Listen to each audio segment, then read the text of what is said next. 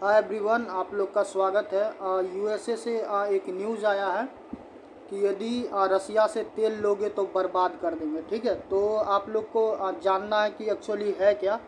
तो यूएसए का एक सीनेटर है जिनके द्वारा ये बोला गया है भारत को कि यदि रसिया से क्या किया जाएगा, यदि कच्चे तेल लिया जाएगा, ठीक है, तो वो हमारे जीडीपी को क्या कर देंगे, बर्बाद कर देंगे। ठीक, तो आपको यूएसए के बारे में हम बार बार बोलते थे कि विश्व में आप यदि भारतीय हैं तो आप पाकिस्तान पे ट्रस्ट कर सकते हैं, मगर आप यूएसए पे कभी नहीं कर सकते। ठीक है, तो क्या है पूरा मामला हम लोग एक एक करके देखेंगे। ठीक है, और जहाँ तक दुनिया को या फिर आपको या फिर अन्य को लगता है कि ये केवल कहानी सिर्फ रसिया तक सीमित है, तो बात ये भी नहीं है। ठीक है, सिर्फ रसिया से भारत का तेल लेने तक ही मामला सीमित नहीं है। इसका कहानी बहुत पुराना है। ठीक है, और जिसको आपको समझना पड़ेगा, और एक एक जो भी गुत्थी है, ठीक है, तो हम उसको आपको समझाएंगे पूरा कि क्या जो दुनिया को लग रहा है कि रसिया का ऑयल लेके प्रॉब्लम चल रहा है, ठीक है, वो है या फिर कुछ और है। ठीक, तो थोड़ा सा आपको रिकैप करवाते हैं। आपको पता होगा कि विश्व का सबसे बड़ा अर्थव्यवस्था कोई है तो वो है रसिया। रसिया यूएसए है। ठीक है, सबसे बड़ा आपको इकोनॉमी किसका है, यूएसए का है। और सेकेंड पोजीशन पे आपको चलता है चाइना। ठीक है, सेकेंड पोजीशन पे चाइना है, फर्स्ट पे आपको यूएसए है, और थर्ड पे वर्तमान में जर्मनी है, और फोर्थ पे कौन है, फोर्थ पे इंडिया है। ये क्यों बता रहे हैं, ये पूरा मामला जब आपको अभी हम दिखाएंगे तो फिर आपको समझ में आएगा। ठीक है, चाइना आपको यूएसए को ओवरटेक करना चाहता है। ठीक है, और आने वाले समय में ये माना जाता है कि चाइना जो है वो यूएसए को ओवरटेक कर लेगा। ठीक है, बात रह गया इंडिया का, तो इंडिया के बारे में ये बोला जा रहा है कि 2028 जो है, तो 2028-29 तक क्या होगा कि भारत जो है जर्मनी को ओवरटेक कर लेगा। ठीक है, तो विश्व का 3 सबसे बड़ा अर्थव्यवस्था कोई रहेगा तो आपको रहेगा यूएसए, चाइना, और चाइना के बाद इंडिया। और स्वाभाविक है यूएसए कभी भी नहीं चाहेगा कि उसका जो टाइटल है, ठीक है, जो उसके पास जो तगमा है वो कभी छीने। ठीक है, तो इस चीज़ को डिफेंड करने के लिए यूएसए हर तरीके से जो भी उसका जो हथकंडा होता है वो अपनाता है। ठीक है, और इस बार रडार पे भारत भी है, और सिर्फ भारत ही नहीं है, भारत के अलावा भी अन्य देश है, मगर उनमें कुछ कुछ ज़्यादा जो है चर्चित हैं। ठीक है, वैसे तो जब से डोनाल्ड ट्रंप आए हैं as a president of USA, तो वो चाइना के साथ आपको पता होगा कि ट्रेड वार चालू हो गया है। चाइना पे 145% टैक्स लगाया गया, बदले में चाइना 125% टैक्स लगाता है। ठीक है, 60 ऐसे देशों का लिस्ट जारी हुआ जिसके लोगों को रोका गया है आपको यूएसए आने से। इसके अलावा भारत पे भी टैरिफ बढ़ाने की बात की गई है, और इस बार भाई साहब टैरिफ का इतना ज़्यादा बात किया है कि आप सुनोगे तो आप दंग रह जाओगे। ठीक है, इस बार ये बोला गया है कि इस बार 500% आपको टैरिफ लगेगा। आप समझ लीजिए 500।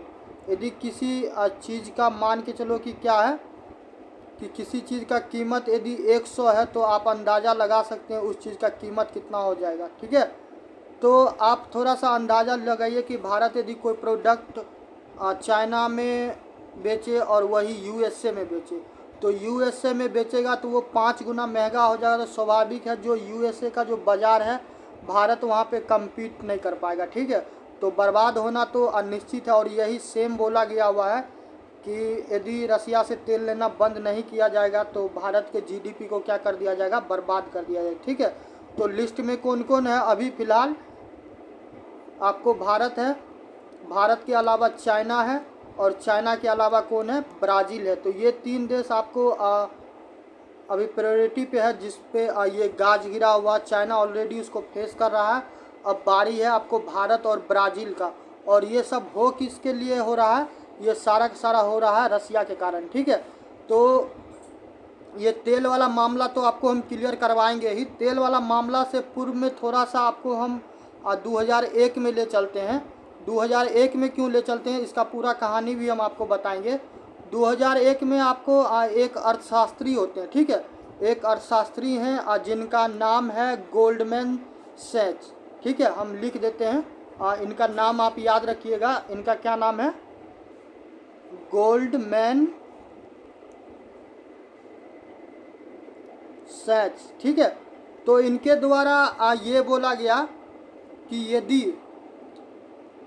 यदि विश्व में अब जो ब्राज़ील है, रसिया है, इंडिया है और चाइना है, यानी कि ये जो स्क्वाड है, ठीक है, जो रसिया है, इंडिया है, चाइना है और ब्राज़ील है, यदि ये चारों एक हो जाए तो क्या होगा, विश्व की जो भी तस्वीर है, ठीक है, उसको ये बदल सकता है, ठीक है। तो लोग उस टाइम में इस चीज़ को उतना ज़्यादा सीरियस नहीं लिया, मगर आपको क्या होता है कि 2006 में, ठीक है, 2006 में क्या होता है, जो न्यूयॉर्क सिटी है, तो न्यूयॉर्क में आपको यूएनओ का क्या होता है, एक समिट होता है, ठीक है, और उसमें ब्रिक्स का भी पहला मीटिंग होता है। और इस मीटिंग के बाद क्या होता है कि यूएन का जो जनरल असेंबली का जो मीटिंग होता है आपको न्यूयॉर्क में, ठीक है, तो इसके बाद क्या होता है कि 2009 में, ठीक है, ये सारा डेट आप याद रखना, 2009 में, ठीक है, तभी आपको पूरा कहानी समझ में आएगा। 2009 में क्या होता है, जो रसिया है, तो रसिया में एक जगह है जिसका नाम है एकटर्निंगबर्ग, ठीक है, क्या नाम है, एकटर्निंगबर्ग। और ये पूरा कहानी क्यों बता रहे हैं, ताकि आपको पूरा चीज़ समझ में आए। तो देखो जो एकटर्निंगबर्ग है, एकटर्निंगबर्ग, तो यहाँ पे ऑफिशियली क्या होता है, ब्रिक्स का समिट हो जाता है, ठीक है, BRICS, B for Brazil, R for Russia, I for India, C for China, S for South Africa, ठीक है। तो इनका क्या होता है कि 2009 में आपको रसिया में एक समिट हो जाता है, ठीक है। और इस समिट को होने से पूर्व क्या होता है, 2008 में, ठीक है, 2008 में आपको क्या होता है कि 2008 में आपको विश्व में क्या होता है कि आर्थिक मंदी आता है, ठीक है। और इस आर्थिक मंदी के कारण क्या होता है कि जो भी आपको G20 या फिर IMF है, ठीक है, तो इनके ये हो गया। इसके अलावा जो वर्ल्ड बैंक है, इसके द्वारा क्या किया जाता है, एक प्रपोजल दिया जाता है कि जो अर्थव्यवस्था है या फिर वित्तीय है, तो इसमें क्या किया जाए, इसमें किस प्रकार का सुधार किया जाए, ठीक है। तो यहाँ से ही क्या होता है, जो ये ब्रिक्स नेशन है, ब्राज़ील, रसिया, इंडिया, चाइना, साउथ अफ्रीका, ठीक है, इसका ट्रस्ट धीरे धीरे इन लोगों के प्रति क्या होता है कि IMF के प्रति, वर्ल्ड बैंक के प्रति, ठीक है, G20 के प्रति धीरे धीरे क्या होता है कि इसका जो ट्रस्ट है वो डाउन होता है। और वहाँ से ये जो आपको ब्रिक्स है, ये फुल मॉडल में आपको क्या होता है, चालू होता है। और 2009 में एक प्रॉपर समिट होता है। अब 2009 के बाद क्या होता है कि हाल फिलहाल में, यानी कि वर्ष 2024 में क्या होता है कि वर्ष 2024 में आपको ब्रिक्स का समिट होता है, ठीक है। तो उस ब्रिक्स के समिट का हम आपको तस्वीर दिखाते हैं। और उसमें दो घटना हुआ, जो ऐसा घटना जो आपको जो अमेरिका है उसको पूरी तरह से क्या किया है, हिला के रख दिया, ठीक है। और वो क्या हुआ है वो आपको हम एक एक करके दिखाते हैं। तो हम लोग चलते हैं उस तरफ। तो देखो ये वाला न्यूज़ है, ठीक है, ये वाला न्यूज़ है जिसके बारे में अभी हम जिक्र कर रहे थे। और यहाँ पे देखो क्या लिखा हुआ है, we are going to crush, ठीक है, क्या लिखा हुआ है, we are going to crush your economy, ठीक है, यानी कि हम आपके जो अर्थव्यवस्था है उसको क्या कर देंगे, बर्बाद कर देंगे, ठीक है।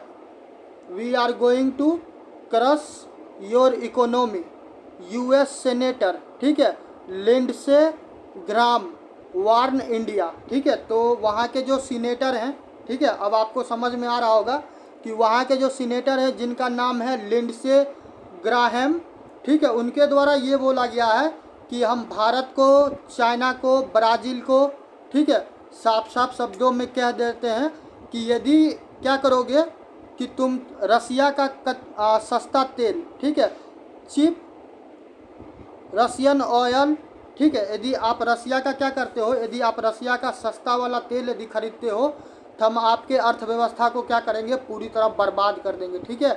तो ये धमकी दिया गया है, threaten to tariff the hell out, ठीक है। आपके ऊपर इतना ज़्यादा कर लगाया जाएगा, आपके ऊपर इतना ज़्यादा टैक्सेज लगाया जाएगा, इतना ज़्यादा टैक्सेज लगाया जाएगा कि वो आपके लिए क्या हो जाएगा, वो आपके लिए नर्क बन जाएगा, ठीक है। तो स्वाभाविक है यदि 500% टैरिफ लगाया जाएगा तो स्वाभाविक है इंडिया हो, चाइना हो, ब्राज़ील हो, ये ऑटोमेटिक क्या हो जाएगा, बर्बाद हो जाएगा, ठीक है। और यहाँ पे तस्वीर तुम देख सकता है कि यहाँ पे एक कंटेनर है, ठीक है, एक यहाँ पे इसमें रसिया लिखा हुआ है, इसमें कच्चा ऑयल होगा। यहाँ पे पीछे भारत का आप देख सकते हैं फ्लैग लगा हुआ है, ठीक है। और यहाँ पे देखो क्या लिखा हुआ है, यहाँ पे लिखा हुआ है कि US senator Graham and Blumenthal along with former president Trump, ठीक है, have warn India, China and Brazil of potential economic sanction, ठीक है। तो आपके ऊपर वित्तीय क्या हो सकता है, वित्तीय पाबंदी लगेगा, ठीक है, प्रतिबंध लगेगा, और इंक्लूडिंग टैरिफ अप टू 500, ठीक है। तो 500% आप पे क्या किया जा सकता है, 500% आपके ऊपर टैरिफ लगाया जा सकता है यदि आप रसिया से क्या कीजिएगा, छूट वाला, ठीक है, छूट वाला तेल या फिर गैस खरीदते हो, ठीक है। तो ये एक बहुत बड़ा स्टेटमेंट है, और वहाँ के जो सेनेटर हैं, ठीक है, उनके द्वारा बोला गया है। तो ये अब बहुत बड़ा ट्रबल भी हो सकता है, ठीक है। और आपको हम बता रहे थे किसके बारे में, हम आपको बता रहे थे आपको ब्रिक्स के बारे में, ठीक है। आप यहाँ पे देख लो, ये शायद ट्विटर हैंडल पे होगा, क्या लिखा हुआ है यहाँ पे, स्पुतनिक इंडिया, ठीक है, स्पुतनिक इंडिया। तो यहाँ पे लिखा है US senator threaten to crush BRICS economics, ठीक है। तो यही कारण है कि आपको हम ब्रिक्स की कहानी सुना रहे हैं। इफ़ यू कौन है, यू मतलब India, China and Brazil keep buying cheap Russian oil, यदि आप रसिया का सस्ता वाला तेल खरीदते रहिएगा, ठीक है, तो we are going to tariff the hell out of you said Lindsey Graham, तो ठीक है। तो ये उसके द्वारा बोला गया है, और रसिया को ये बोला गया है कि recognise as a Russian, recognise as a terrorist in Russian. तो ये सारा चीज़ इस प्रकार का, ये समझ लो गैर जिम्मेदार टाइप का व्यक्ति भी इसको तुम कह सकते हो, ठीक है। तो ये बात बोला गया। और देखो एक चीज़ और बताते हैं आपको, आप ऑलरेडी पता होगा, नहीं पता होगा तभी हम आपको रिमाइंड करवा देते हैं कि आपको पता है कि रसिया का आपको यूक्रेन के साथ क्या हो रहा है कि अभी क्लैश चल रहा है, ठीक है। तो रसिया और यूक्रेन का क्लैश चल रहा है, और इसमें जो खास करके ईयू कंट्री है, जो यूरोपियन कंट्री है, तो वो दम भर मज़े ले रहा है। आप यूक्रेन को भी कह सकते हो सीरिया 2, ठीक है। ये सीरिया 2 है, क्यों, क्योंकि जो यदि सीरिया को यदि आप छोड़ दो तो बाकी का जो ये यूक्रेन है, ठीक है, तो यूक्रेन में जितना यूरोपियन कंट्री है तो उसके लिए बैटल ग्राउंड उसका यूक्रेन है, ठीक है। जिसको जो भी टेस्ट करना है, बम हो, गोला हो, बारूद हो, गन हो, किसी प्रकार का मिसाइल हो, ठीक है, तो उसके लिए बैटल ग्राउंड कौन बन गया हुआ, यूक्रेन। तो आपको यूक्रेन में मज़े ले रहे हैं यूरोपियंस, ठीक है। सीरिया में आपको बाकी बता ही दिए कि सीरिया का क्या हाल है, ठीक। तो ये पूरा का पूरा मामला है। हम आपको अब ले चलते हैं वहाँ पे ब्रिक्स पे, ठीक है। तो देखो ब्रिक्स का हम क्यों जिक्र कर रहे थे कि 2024 में 22 से 24 अक्टूबर के बीच में क्या होता है, ब्रिक्स का 15वां समिट होता है रसिया के कजान में, ठीक है। तो आपके एग्ज़ाम में हो सकता है, पूछा जा सकता है। तो रसिया में क्या होता है कि कजान में आपको 16वां ब्रिक्स समिट होता है 2024 में 22 से 24 अक्टूबर के बीच में, ठीक है। तो इसमें विशेष क्या था, इसमें थीम से ज़्यादा इम्पोर्टेंट हमारे लिए क्या है कि इसमें दो चीज़ है जो आपको अब बहुत ज़्यादा इम्पोर्टेंट है, ठीक है।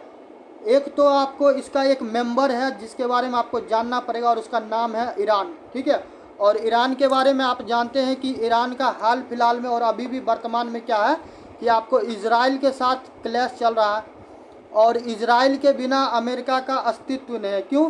क्योंकि जितना भी बिलीनियर्स है, जितना भी अरबपति है, खरबपति है, आपको यूएसए में वो ज़्यादा से ज़्यादा कौन है? ज्यूइश है। और ज्यूइश को जो प्रेम है वो इजराइल के भूमि से बहुत ज़्यादा, ठीक है। तो पूरा का पूरा ये सारा एंगल बन रहा, और तब जानेगा कि रसिया यूएसए को इतना चिंता क्यों हो रहा, ठीक है।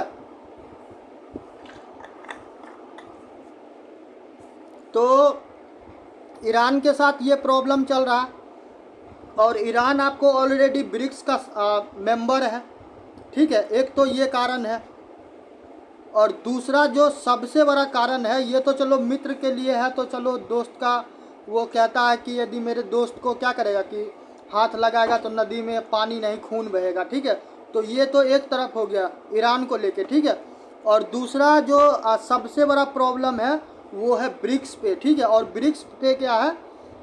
ये ब्रिक्स पे ही है जिसका चिंता सबसे ज़्यादा आपको अमेरिका को है, और अमेरिका को सबसे ज़्यादा डर इसी चीज़ से लगता है। ये रहा ब्रिक्स पे, ये सबसे बड़ा कारण है जिसके कारण क्या हो रहा है कि आपका अमेरिका का क्या हो गया कि रातों का नींद उड़ गया, ठीक है। अब आप कहिएगा ब्रिक्स पे में भाई ऐसा क्या है?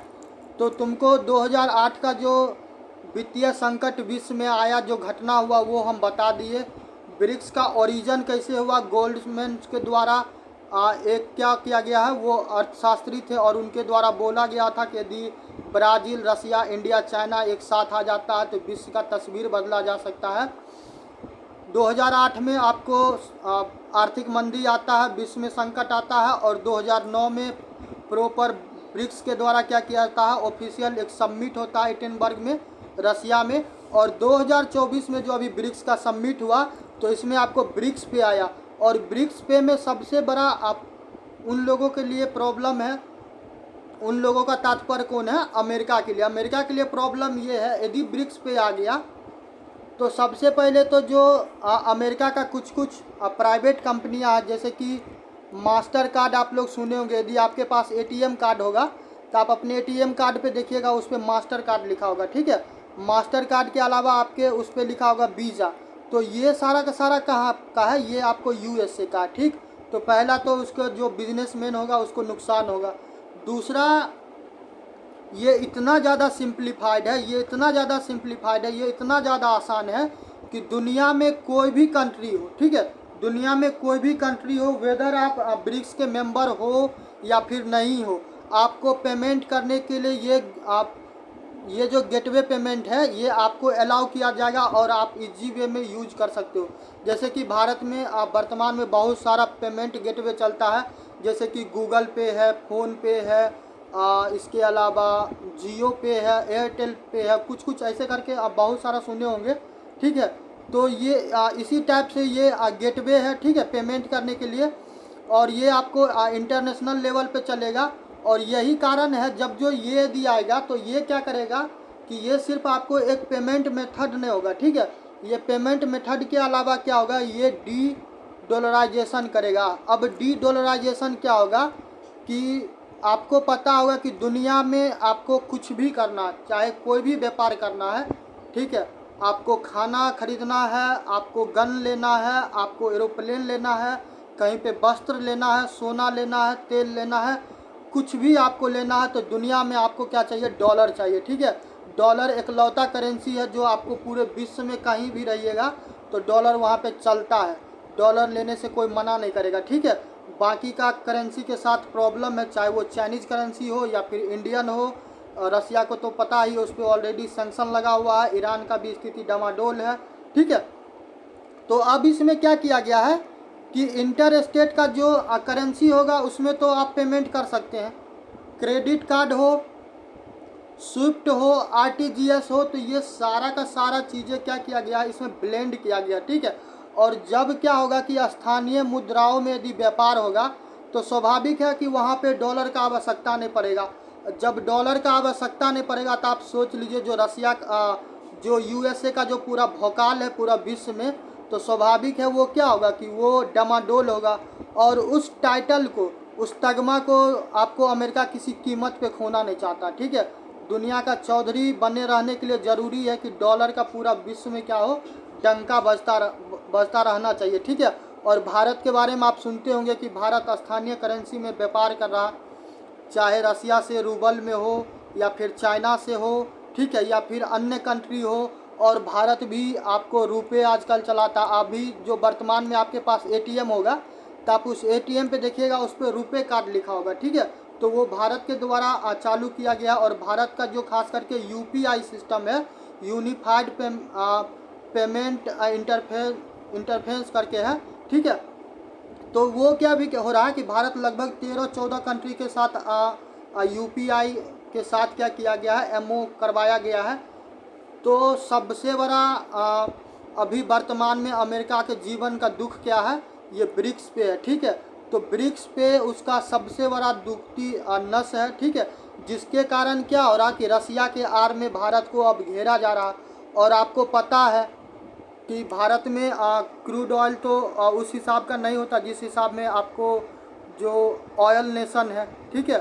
तो मगर ईयू कंट्री जो है, ठीक है, जो यूरोपीय संघ है, वहाँ पे सबसे ज़्यादा तेल एक्सपोर्ट करने वाला कोई कंट्री बना तो वो बना इंडिया, ठीक है। और ये सरप्राइज होने की बात नहीं है, भारत के पास आपको रसिया से ऑयल आता था डिस्काउंटेड प्राइस पे, ठीक है। और क्योंकि भारत का रसिया का बहुत पुराना संबंध है, जब 1971 में आपको भारत कहते हैं, पाकिस्तान और जो वर्तमान का बांग्लादेश है, उन दोनों के बीच में पूर्वी पाकिस्तान और पश्चिमी पाकिस्तान में संघर्ष चल रहा था। और जब भारत का फिर उसमें क्या होता है कि इन्वॉल्वमेंट होता है, तो आपको जो वर्तमान में जो आपको इंग्लैंड है, इंग्लैंड का भी पर्दाफाश करेंगे, उसको भी एक्सपोज करेंगे आजकल में, जो एफटीए हुआ है, टेंशन ले लो, ठीक है। तो जो इंग्लैंड है उसका ईगल नाम से था, ठीक है। और जो तुमको अमेरिका है उसका जो भी युद्धापोत वगैरह था, जितना बैलिस्टिक मिसाइल कह दो, पनडुब्बी कह दो, एटॉमिक बम कह दो, जो भी कह दो, एटम बम, ठीक है, ये सारा चीज़ जंगी जहाज़ सब क्या किया, फ्रिगेट वगैरह लेके ये अरब सागर में क्या हुआ था, लगा दिया हुआ था कि बस कि। और ये भी बोला गया हुआ था भारत को कि पाकिस्तान पे तुम किसी कीमत पे हमला नहीं करना, भले पाकिस्तान तुम्हारे साथ जो कर दे। यानी कि कोई हमको मार रहा है, क्या करें, हम चुपचाप मार खाएं, मगर हम बदले में क्या करें, खुद को डिफेंड तक नहीं करें, ठीक है। तो अब आपको समझ में आता होगा कि अमेरिका किस टाइप का कंट्री है, ठीक है। तो उस टाइम में भी क्या हुआ था कि Russia was the single country in the world, ठीक है। रसिया एक लौता कंट्री था जो बड़ा भाई के रूप में आया। और फिल्मी स्टाइल में क्या होता है कि वो भी आपको जो साउथ चाइना सी है उससे होते हुए आया, ठीक है। और जो अरब क्या जो बे ऑफ बंगाल वाला क्षेत्र जो है और इंडियन ओशन वाला क्षेत्र है, उसके बॉर्डर में जो मलक्का वाला क्षेत्र है, वहाँ पे क्या करता है कि पूरा रसिया भी अपना सारा चीज़ ला के लगा देता है। और फिर अमेरिका को बोला जाता है यदि भारत को थोड़ा सा भी छेड़ा जाएगा या इसको टच किया जाएगा तो फिर परिणाम क्या होगा कि बहुत बुरा होगा। और इस टाइम में क्या होता है कि फिर जो यूएसए होता है वो बैक होता है। और बैक क्यों होता है उसका भी एक मज़ेदार कहानी है। आप जब वर्ल्ड हिस्ट्री पढ़ोगे तो वहाँ पढ़ाएंगे ही, मगर अभी आपको बताते हैं कि आप गूगल करना, मैप देखना, ठीक है। तो एक कंट्री है क्यूबा, ठीक है। तो क्यूबा को आपको यूएसए के साथ बनता नहीं है, ठीक। तो क्यूबा में क्या हुआ कि जो रसिया है उसका जितना भी आर्म्स है, जितना भी मिसाइल वगैरह है, एटम बम है, ठीक है, और भी जो भी चीज़ है उनका आर्म्स वो सारा का सारा वहाँ पे डिप्लॉय कर दिए हुए थे। और कोल्ड वार के टाइम में ऐसा सिचुएशन आ गया हुआ था, बोला ये जा रहा था कि यदि अमेरिका थोड़ा सा भी उस टाइम में थोड़ा सा भी गलती करता, यदि थोड़ा सा भी रसिया को छेड़ने का कोशिश करता, तो फिर यूएसए का तो समझ लो उसको नस्तो नाबूद कर दिया जाता, ठीक है। क्योंकि क्यूबा से आपको यूएसए का ज़्यादा डिस्टेंस नहीं है, ठीक। और यही कारण था कि 1971 में फिर रसिया भारत के लिए जब स्टैंड करता है तो यूएसए बैकफुट पे जाता है, ठीक। तो ये सबसे बड़ा आपको यूएसए का दर्द है। क्या दर्द है? ब्रिक्स पे, ठीक है। तो अब आपको समझ में आया होगा कि जो यूएसए है वो क्यों अब रसिया के नाम पे भारत को, चाइना को या फिर ब्राज़ील को क्या कर रहा, धमका रहा, समझ गए। तो ब्रिक्स पे यदि सक्सेसफुल हो जाता है, समझ रहे, ब्रिक्स पे यदि सक्सेसफुल हो जाता है तो डॉलर का डिमांड विश्व में कम हो जाएगा, तो जो हॉट करेंसी वाला चक्कर है ना वो ख़त्म हो जाएगा। और जब हॉट करेंसी का चक्कर ख़त्म हो जाएगा तो जो अमेरिका का जो भौकाल है पूरा विश्व में ये ऑटोमेटिक क्या हो जाएगा कि ख़त्म हो जाएगा। ठीक है, तो ये पूरा का पूरा कहानी है आपके। यदि आप यूपीएससी का तैयारी करते हो या फिर बीपीएससी का तैयारी करते हो, कभी मेंस में आपको आंसर राइटिंग में पूछा जाए, ठीक है, कभी मेंस आंसर राइटिंग में आपसे पूछा जाए तो आप इन सारे तथ्यों को निश्चित रूप से क्या कीजिएगा, आप एक्सप्लेन कीजिएगा, बताइएगा। सामान्य छात्र के मुकाबला आपका जो आंसर होगा आप बहुत बेहतरीन होगा। और ठीक है, और इतना ज़्यादा चीज़ और इतना कनेक्टिंग करके कोई आपको बताता भी नहीं है। ठीक है, तो यही चीज़ है जो आपको यहाँ से पढ़ने के लिए मिलेगा। ठीक है, और बाकी कुछ भी अपडेट आता है तो हम आपको अब बताएंगे ही। अब बाकी भारत की जीडीपी का क्या कहानी है हम आपको वो बता दिए। पोजीशन भारत अभी fastest growing economy in the world है। ठीक है, तो आप समझ सकते हैं जो यूएसए है, यूएसए चाहता है कि भाई जिसको जो करना करो मगर मेरे से ऊपर मत हो। ठीक है, मतलब हम सबसे टॉप पे रहें, बाद में कि तुम सब क्या रहो, मेरे अधीन रहो। अभी देख लो, भारत उस दौर में है, चाइना ऑलरेडी उस दौर में है। भारत तो चलो अभी फिर भी फिगर की बात करेगा तो हमारे से 7 टाइम बड़ा है यूएसए का इकोनॉमी, मगर उससे फ़र्क नहीं पड़ता। भारत अभी अब बहुत तेज़ी से ग्रोथ कर रहा है। 20 ट्रिलियन का ऑलरेडी आपको चाइना का है। तो चाइना आने वाले समय में क्या होगा कि यूएसए को बीट करके ये पहला पोजीशन पा लेगा। तो हो सकता है दूसरा पोजीशन तब तक ऐसा हो कि भारत इसको यूएसए को बीट कर दे। ठीक है, तो देखना भाई, कुछ भी हो सकता है। ठीक है, तो आज के लिए इतना ही। अब बाकी आपको वीडियो पसंद आए तो वीडियो को लाइक करना है, चैनल को सब्सक्राइब करना है, मित्रों में शेयर कीजिए। और इसी प्रकार से करंट अफेयर से जुड़ा हुआ कोई भी चीज़ रहेगा आपके एग्ज़ाम के लिए, जितना माइक्रो डिटेल होगा, जितना ज़्यादा एनालिसिस होगा हम करवाएंगे। और आप जब इस आप मेरे द्वारा पढ़ाए गए किसी भी टॉपिक को करोगे तो आप ये चीज़ समझ लो कि आपको उस टॉपिक से जुड़ा हुआ कोई भी सवाल पूछा जाता है तो आपको किसी कीमत पे छूटेगा नहीं। ठीक है, तो आज के लिए इतना ही, बाकी मिलते हैं नेक्स्ट वीडियो में।